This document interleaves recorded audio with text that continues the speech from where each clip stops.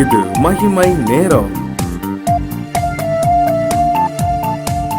மகிமை டிவி நேயர்களை அன்புடன் வாழ்த்துகிறேன். மகிமை நேர நிகழ்ச்சிக்கு உங்களை அன்புடன் வரவேற்கிறேன். நாம் தொடர்ந்து தேவ அழைப்பை உறுதிப்படுத்திக் கொள்ள 7 வழிகள் என்ற தலைப்பின் கீழே தியானித்து வருகிறோம். இங்கே வசனம் இவ்வாறு சொல்கிறது, கலாத்தியர் 5:24, கிறிஸ்துவினுடையவர்கள் தங்கள் மாம்சத்தையும் அதன் ஆசை இச்சைகளையும் சிலுவையில் அறைந்திருக்கிறார்கள் என்று சொல்லி குறிப்பிடப்பட்டிருக்கிறது. கிறிஸ்தவர்களாகிய நாம் நமக்குள்ளே சுய கட்டுப்பாடு, இச்சை அடக்கம் கொண்டவர்களாக இருக்க வேண்டும். தேவ அழைப்பை உறுதி செய்ய நினைக்கிற நமக்குள்ளே வருகின்ற காரியம் இச்சை அடக்கம். சில நேரங்கள்ல சில மனிதர்கள் பாருங்க, இச்சை இந்த காரியத்தை அடக்க வேண்டும் நினைக்கிறாங்க. உதாரணமாக, குடியிலிருந்து வெளியே வர வேண்டும், அதை ஸ்டாப் பண்ணணும், இந்த மாதிரி பாவ பழக்கத்துல இருந்து வெளிவரணும்னு அவர்கள் கட்டுப்படுத்தி அதை தன் கட்டுப்பாட்டு இழந்து அவர்கள் என்ன செய்கிறார், மீண்டுமாக குடிக்க செல்கிறார். இச்சையும் அதே போலதான். சில நேரங்கள் நம்ம கண்ட்ரோல் பண்ணி வைக்கும் போது அது கைமீறி விடும். அது அதனுடைய விளைவு அதை நாம் எதிர்பார்த்ததை விட மிக கொடியதா இருக்கும் என்று சொல்லி குறிப்பிடப்பட்டிருக்கிறது. அதனால இச்சை அது வரும்போது ஆரம்பத்திலே நாம் ஓடி விலக வேண்டும். இச்சை குறித்து இன்னும் தெளிவாக நாம் கற்றுக்கொள்ள வேண்டும் என்றால், இச்சை அடக்கம் என்பது கிறிஸ்துவின் சிந்தை. கிறிஸ்துவின் சிந்தை நமக்குள் வரும்போது நாம் இச்சை அடக்கத்தோடு இருப்போம். ஆவியின் கனிகளிலே குறிப்பிடப்பட்டிருக்கல இச்சை அடக்கம், அது ஒரு ஆவியின் கனிகள். இப்போ இச்சை அடக்க நமக்கு தேவை. 1 கொரிந்தியர் 9:25 குறிப்பிடப்பட்டிருக்கு, பந்தயத்திற்கு போராடுகிற யாவரும் எல்லாவற்றிலேயும் இச்சை அடக்கமாய் இருப்பார்கள். அவர்கள் அழிவுள்ள கிரீடத்தை பெரும்படிக்கு அப்படி செய்கிறார்கள், நாமோ அழிவில்லாத கிரீடத்தை பெரும்படிக்கு இப்படி செய்கிறோம். அப்போ பந்தய ஸ்தாலத்துல ஓடும்போது, ஓட்ட பந்தய வீரர்கள் ஓடும்போது அவங்க அங்கிங்கே பார்க்க மாட்டாங்க, அவர்கள் இலக்கை நோக்கி ஓடுவாங்க, எப்படியாவது வெற்றி பெற வேண்டும். அதே போலதான் ஆவிக்குரிய வாழ்க்கையில நாம் தினமும் ஓடிக்கொண்டிருக்கோம், ஓடிக்கொண்டிருக்கிறோம். நெருங்கி வர பாவத்தை, பாரத்தை, எல்லாத்தையும், விசுவாசத்தை துவக்கிறவன் முடிக்கிறவன் இயேசுவை நோக்கி நம்ம பொறுமையோட ஓடணும்னு சொல்லி போடப்பட்டிருக்கு. அப்போ இச்சைய அடக்கம், நம்மளுக்கு இச்சை அடக்கம் நமக்கு தேவை. சில நேரங்கள்ல சில தேவ மனிதர்களை பார்த்தீங்கன்னா பாருங்க, எங்களுக்கு தெரிந்த ஒரு சகோதரி நல்லா ஊழியம் செய்வார்கள். அவர்கள் ஒரு முறை எங்களுக்கு ஃபோன் பண்ணி சொன்னாங்க, இப்படி எங்க இந்த பகுதியில தான் நாங்க ஊழியத்துக்கு வந்திருக்கோம், அப்படியே உங்க வீட்டுக்கு வந்துட்டு போறோம் அப்படின்னு. ஸோ நாங்களும் அன்போடு ஏற்றுக்கொண்டோம். வந்தாங்க. வந்துட்டு அவர்களை பார்க்கும்போது ஏதோ எதிர்பார்த்து வந்தது போல இருந்தது. ஏன்னா ஆவியிலே நாங்க உணர்ந்தோம், ஏதோ பணம் ஏதாவது வந்தனா அவங்க ரூபாய் தருவாங்க அப்படின்ட்டு.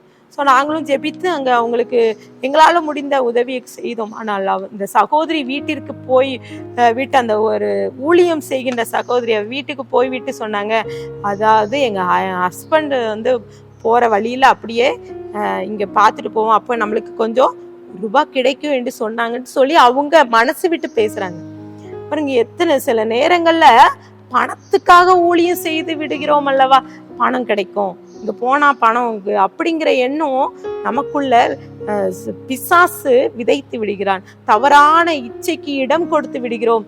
இன்னும் நாங்கள் ஒரு சில நாட்களுக்கு முன்பதாக ஒரு ஃபங்க்ஷன் வீட்டுக்கு சென்றோம். அங்க ஒரு ஏழை ஒரு பெண், அவங்க 10 பாத்திரம் தேய்த்து ஒரு அந்த பகுதியில ஒரு சில வீடுகளுக்கு சென்று பாத்திரத்தை தேய்த்து தான் அவங்க வாழ்க்கை ஓடிக்கொண்டிருக்கு. அவர்கள் கொஞ்சம் கொஞ்சமா சேர்த்து அவங்க ஒரு வீடு கட்டியிருக்காங்க. அதுக்கு இப்ப ஜெபிக்கிறதுக்கு எங்களை கூட்டிருந்தாங்க. நாங்களும் போய் அங்க நின்று பார்த்து கொண்டிருக்கோம். நல்லா அருமையா இருந்தது. அவங்க தகுதிக்கு மிஞ்சின ஒரு வீடு நல்லா இருந்தது. அப்போ சபையார்னா கொஞ்சம் பேர் வந்திருந்தாங்க. அப்போது நாங்க வேடிக்கையாக பார்த்த ஒரு காரியம், எங்களால அதை இன்றைக்கு மறக்க முடியாத ஒரு காரியம். அந்த ஒரு கணவன் மனைவி 2 பேர் இருந்து கொண்டு அவங்க பாக்காங்க. பாத்தீங்க, இந்த லேடி பாரு எப்படி வீடு கட்டியிருக்காங்க, அவங்க வீட்டுல ஏசி எல்லாம் வச்சிருக்காங்க பாத்தீங்களா, எனக்கு வந்து ஏசி வைக்கணும் அப்படி சொல்லி அங்கேயே பேசி கொண்டிருக்காங்க. இந்த செல்ஃப் வைக்கல, அதே மாதிரி எனக்கும் செல்ஃப் வச்சுதாங்க அப்படின்னு கணவரோடு சண்டை போட்டிருக்காங்க. நான் பாருங்க, சில நேரங்கள்ல நாம் என்ன செய்கிறோம், மற்றவர்களை பார்த்து இச்சைக்கு இடம் கொடுத்து விடுகிறோம். என்னும் பாத்தீங்கன்னா இச்சை குறித்த காரியங்கள் வேத பகுதியில அநேக சொல்ல, நம்ம ஏதோ ஒரு காரியத்தை மட்டும் வச்சுட்டு இதான் இச்சை என்று நினைத்து கொண்டு. ஆனால் பாத்தீங்க ரோமர் 7:5 போடப்பட்டிருக்கு பாவ இச்சைகள் என்று போடப்பட்டிருக்கு. ரோமர் 13:14 துரு இச்சைன்னு போடப்பட்டிருக்கு. 1 தெசலோனிக்கர் 4:4 மோக இச்சை என்று போடப்பட்டிருக்கு. எபேசியர் 4:22 மோசம் போகும் இச்சைகள் என்று போடப்பட்டிருக்குது. என்னும் 2 தீமோத்தேயு 2:22 பாலியத்துக்குரிய இச்சை என்று போடப்பட்டிருக்கு. பேதுரு 2:11 மாம்ச இச்சை என்று போடப்பட்டிருக்கு. 2 பேதுரு 2:10 அசுத்த இச்சை என்று போடப்பட்டிருக்குது. 1 பேதுரு 2:16 மாம்சத்தின் கண்களின் இச்சை என்று போடப்பட்டிருக்கு. 1 யோவான் 2:17 உலகத்தின் இச்சை என்று போடப்பட்டிருக்கு. யூதா 1:18 துன்மார்க்கமான இச்சை என்று போடப்பட்டிருக்கு. பிரியமானவர்களே, எவ்வளோ இச்சை! நம்ம சில நேரங்கள்ல இச்சை நம்மை ஆட்கொண்டு விடுகிறது. ஒரு ஊழியர் சில நாட்களுக்கு முன்பதாக நாங்கள் ஒரு கடைக்கு சென்றிருந்தோம். அப்போது எங்க சர்ச்சில் உள்ள பிள்ளைகள் எல்லாம் கூட்டு யூனிஃபார்ம் எடுக்க போனோம். அப்போ போயிட்டு இருக்கும்போது எங்களோடு சக ஊழியர்கள் வந்திருந்தாங்க. அப்போ நாங்கள் பார்த்து கொண்டு இருக்கும்போது எங்களோடு நன்றாக பேசிக்கொண்டு எங்களோடு வந்த ஒரு சகோதரி அங்க பாருங்க, அங்க சென்ற உடனே அங்க இருக்கிற கடையில இருக்கிற ஒவ்வொரு ட்ரெஸ்ஸஸா பார்த்து அது வாங்கினா நல்லா இருக்கும், இது வாங்கின அவளுடைய கண்கள் கண்ட்ரோல்ல இல்லை. அவங்களே அறியாம அவர்கள் செய்வதை பார்த்து நாங்க வேடிக்கை பார்த்து கொண்டிருக்கோம். சில நேரங்கள்ல நம்ம உலகத்துக்குரிய இச்சைக்கு சிக்கி தவித்து விடுகிறோம் அல்லவா. எனும் பழைய ஏற்பாட்டு காலத்துல போடப்பட்டிருக்க யாத்ராகம் 20:17 ஒரு போட்டிருக்கு பாருங்க, பிறருடைய வீட்டையாவது இச்சிக்க கூடாது, பிறருடைய வேலைக்காரிகள் எருது கழுதை இப்படிலாம் இந்த காரியத்திலாம் இச்சை இருக்கக்கூடாதுன்னு சொல்லிட்டுலாம் வேதாகமத்துல இங்க போடப்பட்டிருக்கு. நீதிமொழிகள் 6:25 உன் இருதயத்திலே அவள் அழகை இச்சியாதே என்று போடப்பட்டிருக்குது. நீதிமொழிகள் 23:3 ருசியுள்ள பதார்த்தங்களை இச்சியாதே. சிலர் பார்த்தீங்கன்னா அப்படி சும்மாதான் போயிட்டு இருப்பாங்க, கடையில ஏதாவது முன்பதாக இருக்கும், அதை பார்த்து அவங்க இச்சிச்சு ஒரு வீட்டுல சாப்பிடணும்னு நினைப்பாங்க, வெளியே சாப்பிட்டு. அப்படி சில நேரங்கள்ல இச்சைக்கு இடம் கொடுத்து விடுகிறோம். யாக்கோபு 1:14 அவனவன் தன் சுய இச்சையினாலே இழுக்கப்பட்டு சிக்குண்டு சோதிக்கப்படுகிறான். பிரியமானவர்கள், இன்றைக்கு நாமும் கூட இப்படிப்பட்ட காரியத்துல நம்ம இடம் இருக்கிறோமா? ஆதாமும் ஏவாளும் இப்படி சிக்கி கொண்டு அவர்கள் கனியை இச்சித்து அதை புசித்து அவர்கள் பாவம் செய்தார்கள். இன்றைக்கும் கூட ஆண்டவர்கிட்ட நீங்க ஒப்பு கொடுங்க. நம் தேவ அழைப்பை உறுதிப்படுத்தி கொள்ளணும்னு நினைக்கிறோம். ஆண்டவர் நம்ம இந்த இச்சை அடக்கம் நமக்கு தேவை.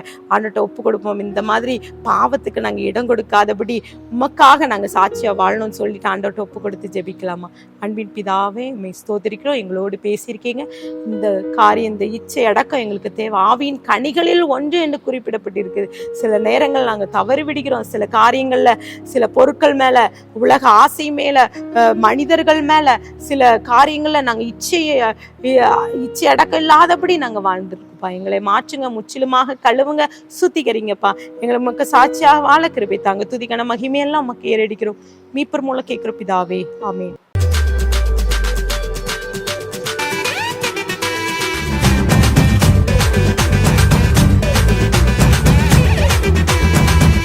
மகிமை மகிமை மகிமை மகிமை மகிமை